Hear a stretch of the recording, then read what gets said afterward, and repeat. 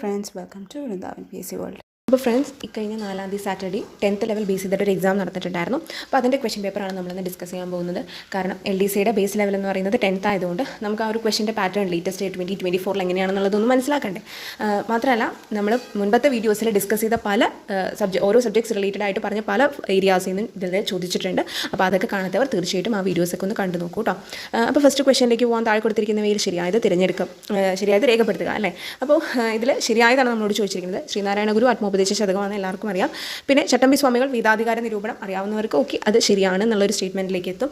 അതേസമയം മൂന്നാമത്തേക്ക് നോക്കുമ്പോൾ വൈകുണ്ഠ സ്വാമികൾ പ്രാചീന മലയാളം എന്നുള്ളത് ശരിയാണോ? അല്ല. പ്രാചീന മലയാളം ആരുടെ കൃതിയാണ്? ചട്ടമ്പി സ്വാമികളുടെ കൃതിയാണ്. അപ്പോൾ തന്നെ നമുക്ക് ആൻസർ കിട്ടിക്കഴിഞ്ഞു. എന്താണ്?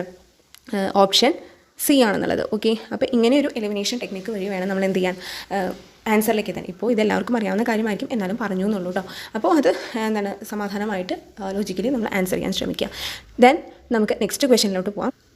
ഒന്നാം സ്വാതന്ത്ര്യ സമര കേന്ദ്രങ്ങളെയും നേതൃത്വം നൽകിയവരെയും ചേരുംപടി ചേർക്കുക. അപ്പോൾ ഇതിൽ ഓരോ കേന്ദ്രങ്ങളും അത് റിലേറ്റ് ചെയ്തിട്ടില്ല, നേതൃത്വം നൽകിയവരുടെയും പറഞ്ഞിട്ടുണ്ട്. നമ്മളോട് കറക്റ്റായിട്ടുള്ളത് മാച്ചിങ് ചെയ്താണെന്നാണ് ചോദിച്ചിരിക്കുന്നത്.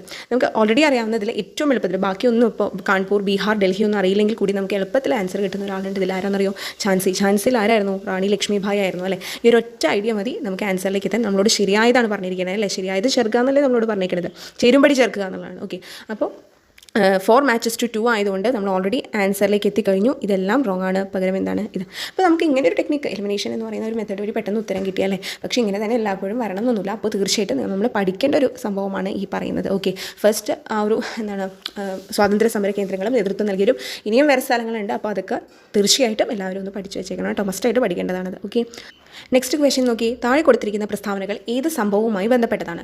ജവഹർലാൽ നെഹ്റു കോൺഗ്രസ് പ്രസിഡന്റായി തെരഞ്ഞെടുക്കപ്പെട്ടു. പൂർണ്ണ സ്വരാജ് പ്രമേയം പാസാക്കി. 1930 ജനുവരി 26 സ്വാതന്ത്ര്യ ദിനമായി കൊണ്ടാടാൻ തീരുമാനിച്ചു. ഇതിലിപ്പോൾ 1ഉം 3ഉം ഡൗട്ട് ഉണ്ടെങ്കിൽ കൂടി പൂർണ്ണ സ്വരാജ് പ്രമേയം പാസാക്കിയത് എല്ലാവർക്കും അറിയാവുന്ന കാര്യമാണ്. എന്താണ്, ഏത് സമ്മേളനത്തിലാണ്? ലാഹോർ സമ്മേളനത്തിലാണ് അല്ലേ. അപ്പോൾ ആ ഒരു ഐഡിയ ഉണ്ടെങ്കിൽ തന്നെ നമുക്ക് ആൻസറിലേക്ക് എത്താൻ പറ്റും. 3 പോയിന്റ്സിൽ ഒരെണ്ണം അറിഞ്ഞാൽ മതിയല്ലോ. അപ്പോൾ ഇനി ഇതിൽ ഇമ്പോർട്ടൻ്റ് ആയിട്ടുള്ളൊരു കാര്യം എന്താണെന്ന് വെച്ച് കഴിഞ്ഞാൽ, ഇങ്ങനെയുള്ള കോൺഗ്രസ് സമ്മേളനങ്ങളും ആ ഓരോ സമ്മേളനങ്ങളിലും പ്രധാനപ്പെട്ട കാര്യങ്ങൾ നടന്നിട്ടുണ്ട്. അപ്പോൾ അത് നമ്മൾ തീർച്ചയായിട്ടും ആ ഒരു ഓർഡറിൽ പഠിക്കണം. കാരണം ഇത് പല ചോദ്യപേപ്പറുകളിലും ആവർത്തിച്ച് കണ്ടിരിക്കുന്ന ഒരു ചോദ്യമാണ്. ഓക്കെ, നമുക്ക് നെക്സ്റ്റ് ക്വസ്റ്റ്യനിലോട്ട് പോകാം. നോക്കി, ചൈനയെ ആധുനീകരിക്കാൻ സന്യാസൻ മുന്നോട്ട് വെച്ച ആശയങ്ങൾ രേഖപ്പെടുത്തുക. അപ്പോൾ ചൈനീസ് റവല്യൂഷനുമായിട്ട് ബന്ധപ്പെട്ടാണല്ലോ ഇത്. അപ്പോൾ തീർച്ചയായിട്ടും നമ്മൾ usually French revolution, Russian revolution ഒക്കെ നോക്കാറുണ്ട്. അപ്പോൾ മനസ്സിലാക്കുക, ചൈനീസ് റവല്യൂഷൻ നോക്കണം. അപ്പോൾ റവല്യൂഷൻസ് എല്ലാം ഇമ്പോർട്ടൻ്റ് തന്നെയാണ്. അപ്പോൾ നോക്കി, മഞ്ചു രാജവംശത്തെയും സാമ്രാജ്യ ശക്തികളെയും പുറത്താക്കുക, ജനാധിപത്യ ഭരണം സ്ഥാപിക്കുക, മൂലധനം നിയന്ത്രിക്കുകയും ഭൂമി വിതരണം നടത്തുകയും ചെയ്യുക. അപ്പോൾ ഇതിൽ 2-3 ഏകദേശം ശരിയാണെന്നുള്ള ഒരു ഐഡിയയിലോട്ട് നമ്മൾ എത്തും. പിന്നെ ആ ഫസ്റ്റ് സ്റ്റേറ്റ്മെൻറ്റാണ് ഒരു ഡൗട്ടായിട്ട് കിടക്കുക, ശരിയാണോ അല്ലയോ എന്നുള്ളത്. മഞ്ചു രാജവംശത്തെയും സാമ്രാജ്യ ശക്തികളെയും പുറത്താക്കുക എന്നുള്ളൊരു അദ്ദേഹത്തിൻ്റെ സന്യാസനിൻ്റെ ആശയങ്ങൾ, മുന്നോട്ട് വെച്ച ആശയങ്ങളിൽ ചൈനയെ ആധുനീകരിക്കാൻ എന്നുള്ള രീതിയിൽ ചോദിച്ചിരിക്കുന്നതിൽ അത് ശരിയായിട്ടുള്ളൊരു സ്റ്റേറ്റ്മെൻറ്റാണ്. അപ്പോൾ എല്ലാം ശരിയാണ് എന്നുള്ളതാണ് കേട്ടോ. അപ്പോൾ അദ്ദേഹം മുന്നോട്ട് വെച്ച കാര്യങ്ങൾ എന്തൊക്കെയാണെന്ന് ഇനിയുണ്ട് വേറെ കുറേ കാര്യങ്ങൾ. അപ്പോൾ അതും നമ്മൾ നോട്ട് ചെയ്ത് വെക്കണം. അത് നമുക്ക് സ്റ്റേറ്റ്മെൻറ്റ് ലെവലിൽ ചോദിക്കാം. ഓക്കെ, ക്വസ്റ്റ്യൻ നോക്കി. താഴെ കൊടുത്തിരിക്കുന്ന സംഭവങ്ങൾ കാലഗണനാക്രമത്തിൽ രേഖപ്പെടുത്തുക. അമേരിക്കൻ സ്വാതന്ത്ര്യ പ്രഖ്യാപനം, ബോസ്റ്റൺ ടീ പാർട്ടി, പാരീസ് ഉടമ്പടി, ഒന്നാം കോണ്ടിനെൻ്റൽ കോൺഗ്രസ്. നമ്മൾ ഓൾറെഡി റെവല്യൂഷൻസ് ഓരോന്നും അതിൽ ഇമ്പോർട്ടൻ്റ് ആയിട്ടുള്ള കാര്യങ്ങളും നമ്മൾ മുൻപത്തെ വീഡിയോസിൽ ചെയ്തിട്ടുണ്ടായിരുന്നു, റെവല്യൂഷൻസ് സെപ്പറേറ്റ് ആയിട്ട്. അപ്പോൾ അത് കാണാത്തവർ തീർച്ചയായും കണ്ടേക്കണേ. അതിൽ നമ്മൾ ഇമ്പോർട്ടൻറ്റ് ഡേറ്റ്സ് ആയിട്ട് പറഞ്ഞിരിക്കുന്നതാണ്. അപ്പോൾ വർഷങ്ങൾ അറിഞ്ഞാൽ മാത്രമേ നമുക്കിത് ആൻസർ ചെയ്യാൻ പറ്റുള്ളൂ. പിന്നെ ഏകദേശം ഒരു ഐഡിയയിൽ നമുക്ക് എന്ത് ചെയ്യാൻ പറ്റും, ബോസ്റ്റൺ ടീ പാർട്ടിയാണ് എന്തൊക്കെ ചെയ്താലും ആദ്യം നടക്കുന്നത് എന്നുള്ളൊരു ഐഡിയ ഉണ്ടെങ്കിൽ നമുക്ക് ഡയറക്റ്റ് ആൻസറിലേക്ക് എത്താൻ പറ്റും. എല്ലാ ഓപ്ഷൻസും പോയി നമുക്ക്, അതായത് A, B, D പോയിട്ട് സി, തെറ്റായ ഓപ്ഷൻസൊക്കെ പോയി സിയിലേക്ക് എത്തും നമ്മൾ. ഓക്കെ, എനിവേ ഒന്ന് മനസ്സിലാക്കുക. ബോസ്റ്റൺ ടീ പാർട്ടി എന്ന് പറയുന്നത് 1773 നടക്കുന്നത്. അതുപോലെ തന്നെ ഫസ്റ്റ് കോണ്ടിനെൻ്റൽ കോൺഗ്രസ് എന്ന് പറയുന്നത് എന്താണ്, 1774. ഓക്കെ, സെക്കൻഡ് കോണ്ടിനെൻ്റൽ കോൺഗ്രസ് എന്നാ നടക്കുന്നത് 75. Okay, 75 second continental Congress. അപ്പോൾ അത് ആ ഒരു ഇതിൽ തന്നെ ഓർത്താൽ മതി. സെക്കൻഡ് കോണ്ടിനെൻ്റൽ കോൺഗ്രസ് നടക്കുന്നത് 75. അതുപോലെ തന്നെ തേർഡ് കോണ്ടിനെൻ്റൽ കോൺഗ്രസ് നടക്കുന്നത് 76. അപ്പോൾ ആ കോണ്ടിനെൻ്റൽ കോൺഗ്രസ് നടക്കുന്നതിനെ സംബന്ധിച്ചിട്ടുള്ള കാര്യങ്ങളൊന്ന് നോക്കി വയ്ക്കുക. ഇതാണ് കോണ്ടിനെൻ്റൽ കോൺഗ്രസിൻ്റെ ആ ഒരു ഇത് സെക്കൻഡ്, ദെൻ ഇത് തേർഡ്.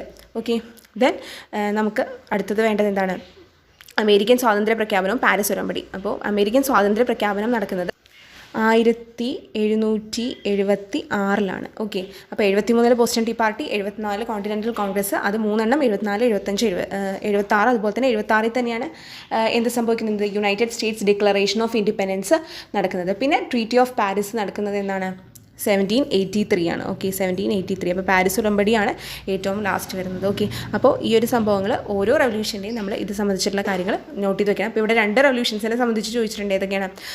ചൈനീസ് റെവല്യൂഷനും അതുപോലെ തന്നെ അമേരിക്കൻ റെവല്യൂഷനും അല്ലേ. 6ാമത്തെ ചോദ്യം, ഏത് സംസ്ഥാനത്തിലാണ് ഇന്ത്യയിലെ ആദ്യ ലിക്വിഡ് മിറർ ടെലസ്കോപ്പ് സ്ഥാപിച്ചിട്ടുള്ളത്? ഓക്കെ, അപ്പോൾ ജാർഖണ്ഡ്, ഉത്തരാഖണ്ഡ്, മേഘാലയ, നാഗാലാൻഡ് എന്നുള്ളതാണ് ഓപ്ഷൻസിലുള്ളത്. അപ്പോൾ ഏതാണെന്നറിയോ ഉത്തരം? ഉത്തരാഖണ്ഡാണ്. ഓക്കെ, ദെൻ അതൊരു കറണ്ട് അഫെയർ പോലെ നമുക്ക് GK എന്നുള്ള രീതിയിൽ പഠിക്കാം അല്ലേ. ദെൻ 7ാമത്തെ ചോദ്യം, താഴെ കൊടുത്തിരിക്കുന്നവയിൽ ഭൂമിയിലെ കാലാവസ്ഥയെ സ്വാധീനിക്കുന്ന പ്രധാന വാതകം ഏത്? അപ്പോൾ എന്താണ്, ഏകദേശം നമുക്കൊരു ഐഡിയയിൽ നമുക്കിതിൻ്റെ ആൻസറിലേക്ക് എത്താൻ പറ്റും. കാർബൺ ഡൈ ഓക്സൈഡ് ആണോ, ഹൈഡ്രജൻ ആണോ, ഓക്സിജൻ ആണോ, അല്ല ഇതൊന്നും അല്ലേ എന്നുള്ളത്. നമുക്കറിയാം ഭൂമിയിലെ താപനില നിയന്ത്രിക്കുന്നതിൽ വളരെയധികം ഇമ്പോർട്ടൻ്റ് ആയിട്ടുള്ളൊരു വാതകമാണ് ഇത് കാർബൺ ഡൈ ഓക്സൈഡ് എന്നുള്ളത്. അപ്പോൾ തന്നെ നമുക്ക് ഏകദേശം ആൻസർ മനസ്സിലായി കഴിഞ്ഞു അല്ലേ, ഏതാണ്? കാർബൺ ഡൈ ഓക്സൈഡ് ആണ്. പിന്നെ 8ാമത്തെ ചോദ്യം, ഇന്ത്യയിലെ ശൈത്യകാലത്ത് മഴ ലഭിക്കുന്നതിന് കാരണമായ പ്രതിഭാസം ഏതാണ്? ഏതാണ് ആ പ്രതിഭാസം? എൽനീനോ ആണോ, പശ്ചിമ അസ്വസ്ഥതയാണോ, ഖൽബൈസാക്കിയാണോ, അതുപോലെ തന്നെ ഇവയേതുമല്ല. നമുക്ക് ഓൾറെഡി അറിയാവുന്ന കാര്യമാണ്. ശൈത്യകാലത്ത് അതുപോലെ തന്നെ എന്താണ് വേനൽക്കാലത്ത് ഒക്കെ എന്താണ് മഴ ലഭിക്കുന്നതിന് കാരണമായ പ്രതിഭാസങ്ങൾ നമ്മൾ കുറച്ച് പഠിക്കുന്നുണ്ട്. 3 കാര്യങ്ങൾ നമ്മൾ പറയുന്നുണ്ട് അതിൽ. ഓക്കെ, അതിൽ ട്രോപ്പിക്കൽ സൈക്ലോണിൻ്റെ ഒരു ഇൻഫ്ലുവൻസ് പറയുന്നുണ്ട്, അതുപോലെ തന്നെ ജെറ്റ് സ്ട്രീംസിൻ്റെ ഒരു ഇൻഫ്ലുവൻസ് പറയുന്നുണ്ട് അല്ലേ. അപ്പോൾ ഇതിൽ നമ്മൾ ശൈത്യകാലത്ത് പഠിക്കുന്നതിൽ പറയുന്നതാണ് എന്താണ്, പശ്ചിമ അസ്വസ്ഥത അഥവാ വെസ്റ്റേൺ ഡിസ്റ്റർബൻസസ് ആണ് വിൻ്റർ സീസണിൽ പോലും നമുക്ക് മഴ ലഭിക്കുന്നതിനുള്ള മെയിൻ കാരണം എന്നുള്ളത് നമ്മൾ പഠിക്കുന്നുണ്ട് അല്ലേ. അതുപോലെ തന്നെ ജെറ്റ് സ്ട്രീം, ആ ഒരു കാര്യമൊക്കെ നമ്മൾ ഡീറ്റെയിൽ ആയിട്ട് പഠിക്കുന്നുണ്ട്. അപ്പോൾ വിൻ്റർ സീസണെ സംബന്ധിച്ചിട്ടുള്ള കാര്യങ്ങൾ നമ്മൾ എന്താണ് ടെക്സ്റ്റിലൊക്കെ കൃത്യമായിട്ട് പറയുന്നുണ്ട്, NCERT ടെക്സ്റ്റിലൊക്കെ. അപ്പോൾ കൃത്യമായിട്ട് അത് പഠിക്കുക. അത് സമ്മർ സീസണിലും പറയുന്നുണ്ട് എങ്ങനെയാണെന്നുള്ളത്. ITCZ റിലേറ്റ് ചെയ്തിട്ടുള്ള കാര്യങ്ങളൊക്കെ പറയുന്നുണ്ട്. അപ്പോൾ അത് ഇമ്പോർട്ടൻ്റ് ആണ്. അപ്പോൾ ഇവിടെ ആൻസർ ചെയ്താൽ വരിക B ആണ് വരിക. ഓക്കെ, അപ്പോൾ അടുത്ത ക്വസ്റ്റ്യൻ നോക്കൂ, ഇന്ത്യയിലെ പെട്രോളിയം ഉൽപ്പാദനത്തെ സംബന്ധിച്ച് ശരിയായ പ്രസ്താവന ഏത്? ഏറ്റവും വലിയ എണ്ണപ്പാടം ഝാരിയയാണ്, ഏറ്റവും വലിയ എണ്ണപ്പാടം സുന്ദർഗഡാണ്, ഏറ്റവും വലിയ എണ്ണപ്പാടം മുംബൈ ഹൈ ആണ്. ബിയും സിയും ശരിയാണ്. അപ്പോൾ ഇതിൽ ഏറ്റവും വലിയ എണ്ണപ്പാടം എന്ന് പറയുന്നത് മുംബൈ ഹൈ ആണ് ആക്ച്വലി നമ്മുടെ ആൻസറായിട്ട് വരേണ്ടത്. പക്ഷേ പ്രൊവിഷണൽ ആൻസർ കീ പ്രകാരം ഇട്ടിരിക്കുന്നത് എന്താണ്, ഏറ്റവും വലിയ എണ്ണപ്പാടം ഝാരിയയാണെന്നുള്ളതാണ് ആൻസർ കീയിൽ ഓപ്ഷൻ A ആയിട്ടാണ് കൊടുത്തിരിക്കുന്നത്.